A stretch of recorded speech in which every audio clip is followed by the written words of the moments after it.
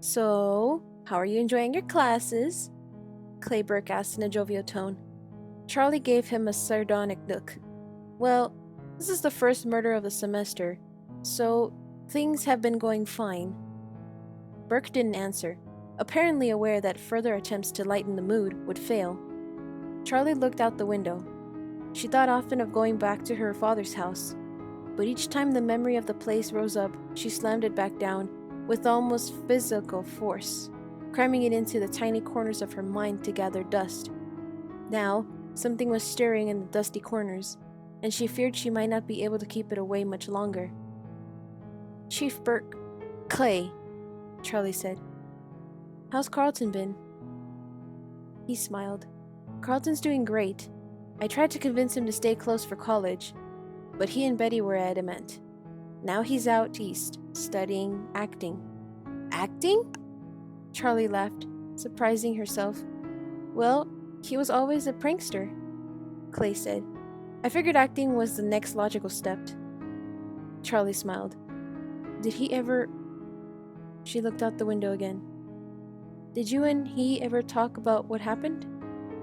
She asked with her face turned away. She could see Clay's reflection faintly in the window, distorted by the glass. Carlton talks to his mother more than he talks to me, he said plainly. Charlie waited for him to go on, but he remained silent. Though she and Jessica lived together, from the beginning they had an unspoken pact never to talk about Freddy's, except in the barest terms. She didn't know if Jessica was sometimes consumed by the memories, as she was. Maybe Jessica had nightmares too. But Charlie and Clay had no such pact. She took in shallow, quick breaths, waiting to hear how far he would go. I think Carlton had dreams about it, Clay said finally. Sometimes in the morning, he would come downstairs looking like he hadn't slept in a week. But he never told me what was going on. What about you? Do you think about it? She was overstepping, but Clay didn't seem ruffled. I try not to, he said gravely. You know, Charlie, when terrible things happen, you can do one of two things. You can leave them behind, or you can let them consume you. Charlie set her jaw. I'm not my father, she said. Clay looked immediately contrite. I know, I didn't mean that, he said. I just meant you have to look forward. He flashed a nervous grin. Of course, my wife would say there's a third thing. You can process the terrible things and come to terms with them. She's probably right. Probably, Charlie said distractedly. And what about you? How are you doing, Charlie? Clay asked. It was the question she had practically solicited, but she didn't know how to answer it. I have dreams about it, I guess, she muttered. You guess? He asked in a careful tone. What kind of dreams? Charlie looked out the window again. There was a weight pressing on her chest. What kind of dreams? Nightmares, but not of Freddy's. A shadow in the doorway of the costume closet where we play. Sammy doesn't see. He's playing with his truck, but I look up. The shadow has eyes. Then everything is moving. Hangers rattle and costumes sway. A toy truck drops hard on the floor. I'm left alone. The air is growing thin. I'm running out. It's getting hard to breathe, and I'll die like this, alone, in the dark. I pound against the closet wall, calling for help. I know he's there. Sammy is on the other side, but he doesn't answer my cries as I begin to gasp, choking for air. It is too dark to see, but even so I know my vision is going black. And in my chest my heart is slowing, each pump swelling me with pain, as I struggle to call his name one more time. Charlie? Clay had pulled over and stopped the car without her noticing. Now he was looking at her with his piercing detective's gaze. She looked at him for a moment, before she could remember how to answer, and she made herself smile. I've mostly been focused on school, she said. Clay smiled at her, but it didn't touch his eyes. He looked worried. He's wishing he hadn't brought me, she thought. He opened his door but didn't get out of the car. The sun had begun to set as they drove, and now it was verging on dark.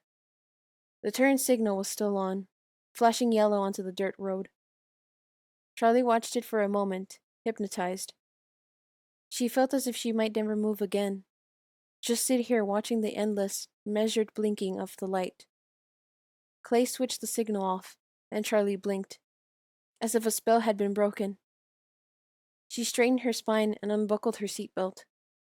"Charlie," Clay said, not looking directly at her. "I'm sorry to ask this of you, but you're the only person who can tell me if this is what I think it is." "Okay," she replied, suddenly alert. Clay sighed and got out of the car. Charlie followed close behind him. There was a barbed wire fence all along the road, and there were cows in the field beyond it. They stood around chewing and staring in the vacant ways of cows. Clay lifted the top wire for Charlie, and she climbed gingerly through. "When's the last time I got a tenacious shot?" she wondered as a barb caught briefly on her t-shirt. She didn't have to ask where the body was. There was a floodlight and a makeshift fence of caution tape, strung between posts that jutted from the soil in a scattered formation. Charlie stood where she was as Burke climbed through the fence after her, and they both surveyed the area. The field was flat, and the grass was short and patchy, worn down daily by dozens of hooves. A single tree stood some distance from where the crime scene was marked. Charlie thought it was an oak. Its branches were long and ancient, heavy with leaves. There was something wrong with the air, along with the smell of cow dung and mud wafted the sharp, metallic scent of blood. For some reason, Charlie looked at the cows again. They weren't as calm as she had assumed. They shifted back and forth on their feet, clustering in groups. None of them came anywhere near the floodlight. As if sensing their certainty, one of them lowered a mournful cry. Charlie heard Clay's sharp intake of breath. "Maybe we should ask them what happened," Charlie said, in the stillness, her voice carried. Clay started toward the floodlight. Charlie followed closely, not wanting to fall too far behind. It wasn't just the cows. A weight of something wrong hung over the place. There was no sound, only the shocked quiet that follows a terrible violence. Clay stopped beside the mark-out spot and unshirted Charlie forward, still saying nothing. Charlie looked. It was a man, stretched in a ghastly posture on his back. His limbs contorted impossibly. In the glaring, unnatural light, the scene looked staged. He might have been an enormous doll. His whole body was drenched red with blood. His clothes were torn, almost shredded, and through the holes, Charlie thought she could see ripped up skin, some bone, and other things she couldn't identify. "What do you make of it?" Clay said softly, as if he were afraid of disturbing her. "I need to get closer," she said. Clay climbed over the yellow tape, and Charlie followed. She knelt in the mud beside the man's head, the knees of her jeans soaking with mud. He was middle-aged, white, his hair short and gray. His eyes, thankfully, were closed. The rest of his face slack in a way that could almost have looked like sleep, but did not. She leaned forward to peer at the man's neck and blanched, but didn't look away. "Charlie, are you all right?" Clay asked, and she held up a hand. "I'm fine." She knew those wounds. She'd seen the scars they left. On each side of the dead man's neck was a deep, curved gash. This was what had killed him. It would have been instantaneous, or maybe not. Suddenly, she pictured Dave, the guard at Freddy's, the murderer. She had watched him die. She triggered the spring locks and seen his startled eyes as the locks drove into his neck. She'd watched his body jolt and seize as the costume he wore shot jagged metal through his vital organs. Charlie stared at the stranger's wounds. She reached down and ran her fingers along the edge of the cut on the man's neck. "What were you doing?" "Charlie!" Clay said in alarm, and Charlie drew back her head. Sorry, she said self-consciously, wiping her bloody fingers on her jeans. Clay, it was one of them. His neck. He died like... She stopped talking. Clay had been there. His son had almost died the same way. But if this was happening again, he had to know what he was dealing with. You remember how Dave died, right? She asked. Clay nodded. Hard thing to forget. He shook his head, patiently waiting for her to get to the point. These suits, like the rabbit suit that Dave was wearing, they can be worn like a costume, or they could move around on their own as fully functional robots. Sure, you just put the suit on a robot, Clay said. Not exactly. The robots are always inside the suits. They're made of interlocking parts that are held back against the inner lining of the costumes by spring locks. When you want an animatronic, you just trip the locks, and the robotic parts unfold inside, filling the suit. But if there's someone inside the suit when the locks are tripped, Clay said, catching on. Right. Thousands of sharp metal parts shoot through your whole body. Like, well, that. She finished, gesturing at the man on the ground. How hard is it to accidentally trigger the spring locks? Clay asked. It depends on the costume. If it's well cared for, pretty hard. If it's old or poorly designed, it could happen. And if it's not an accident... Is that what happened here? Charlie hesitated.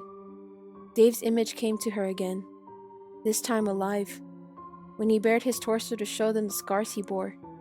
Dave had once survived being crushed like this, though the second time he had killed him.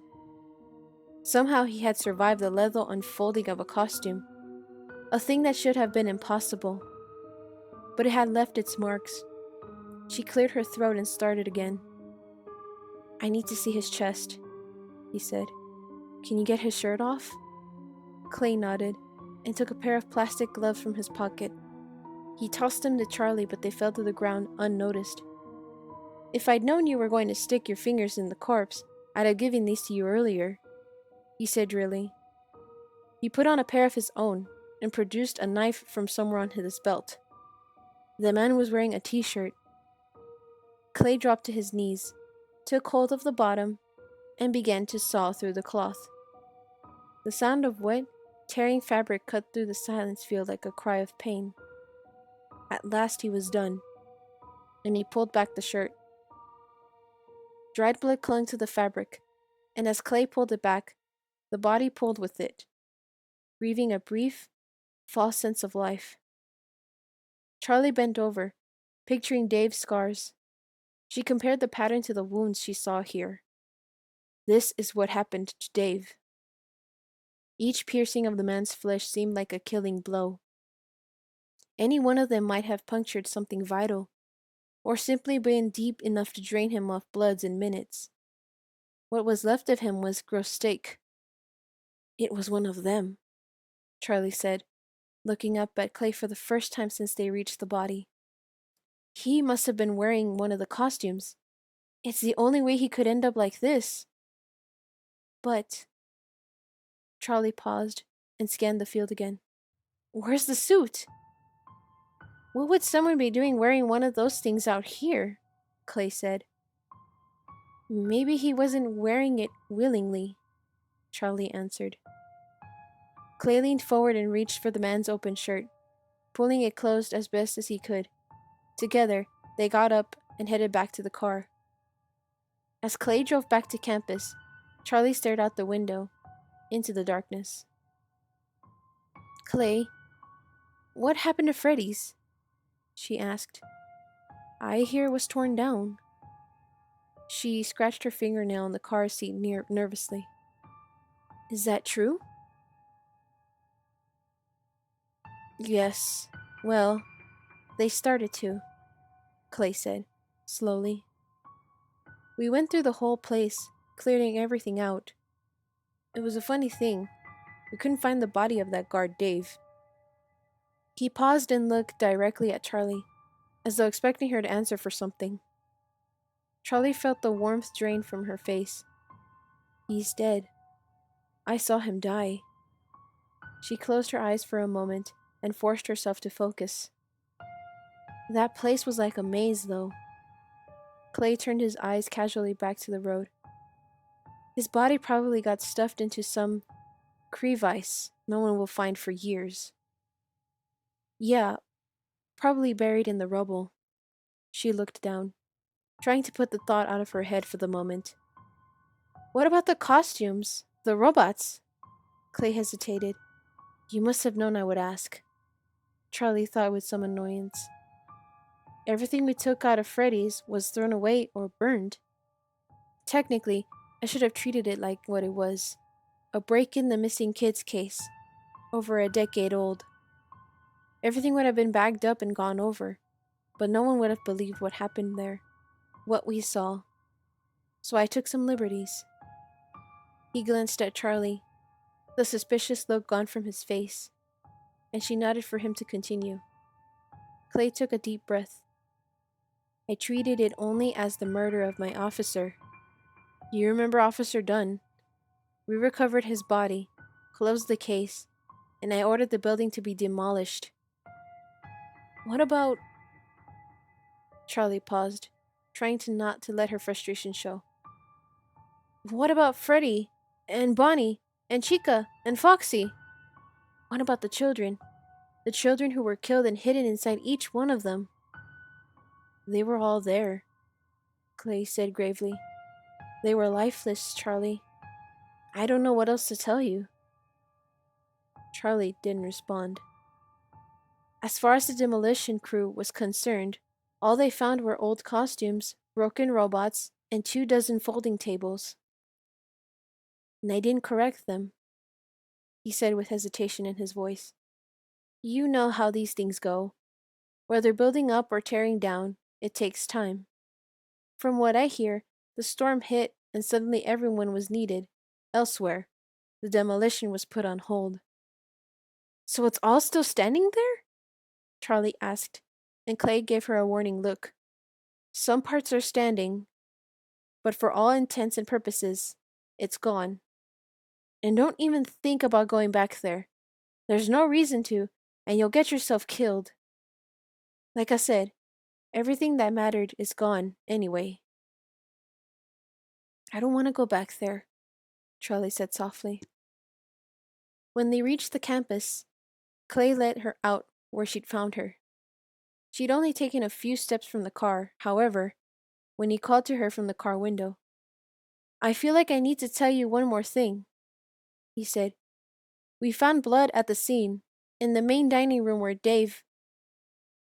He looked around cautiously.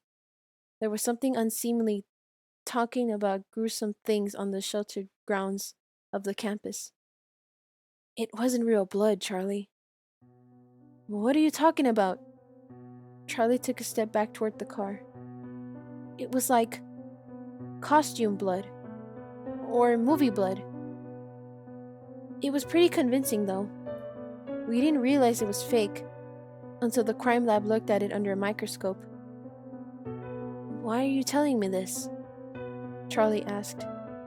Although she knew the answer, the terrible possibility was pounding in her mind like a headache. He survived once, Clay said plainly. Well, he didn't survive the second time. Charlie turned to walk away. I'm sorry you have to be involved in this, Clay called. Charlie didn't answer. She looked down at the pavement and clenched her teeth. Clay raised the window without another word and drove away.